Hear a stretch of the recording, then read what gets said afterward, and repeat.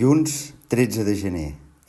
Un dia de fa molts anys, quan la Maria, en Quim, un amic de llavors, i jo estàvem parlant al mig de la plaça de Junquerol, un poble de la rodalia de Vilaprim, que estava ple de gent i de música dolenta perquè era la festa major, va aparèixer el xicot de la Maria i li va dir cridant que se n'anava.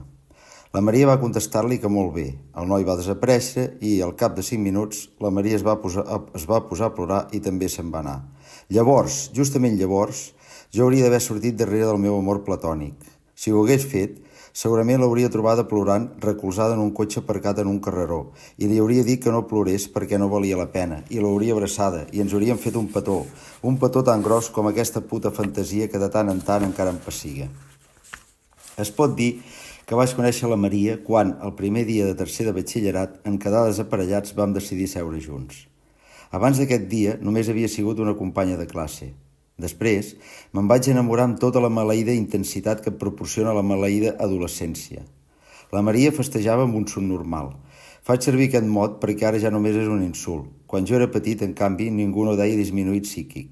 La definició que dona de subnormal un diccionari és dit de la persona, infant adolescent, que sofreix un retard mental, amb possibilitat de recuperació i, doncs, de lenta incorporació al grup de normals. El xicot de la Maria, doncs, era un subnormal que mai no es va incorporar al grup dels normals. Però, segons m'ha dit ara ella, la tenia ben atrapada. Era més gran, molt possessiu. I jo només era una suma de factors patètics, passarell, burro, tímid, un còctel de complexos diversos. Va ser en Quim qui, uns dies després de la festa de Junquerol, em va dir que la Maria li havia dit que li hauria agradat que sortís darrere d'ella, però no ho vaig fer. Jo m'adonava que li queia bé, però em semblava impossible que ella pogués sentir el mateix que jo. Després del batxillerat vaig retrobar la Maria a la Facultat de Dret de Girona.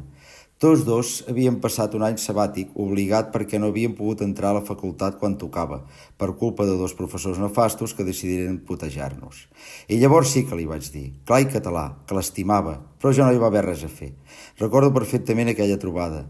Va ser pocs dies abans de plegar de dret, en un bar del centre de Girona. Quan vam entrar, el cambrer ens va dir «Què voldrà aquesta parelleta?» El cor em va fer un salt. Aquell tio va dir el que jo desitjava que fóssim la Maria i jo. Una parelleta, collons! Però ella em va dir que tornava a estar bé amb el subnormal, que semblava que havia canviat. O sigui, que tururut violes. La memòria arriba fins on arriba el nostre interès, va dir no sé qui. Per això suposo que recordo també aquella trobada i una altra que vaig tenir amb en Quim.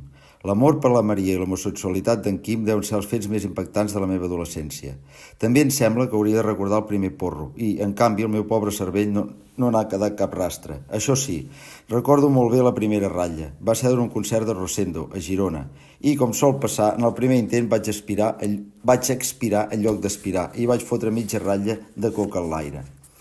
És que em penso que sóc bisexual, em va dir en Quim. Collons, sentir això amb 17 anys t'ha de colpir per força.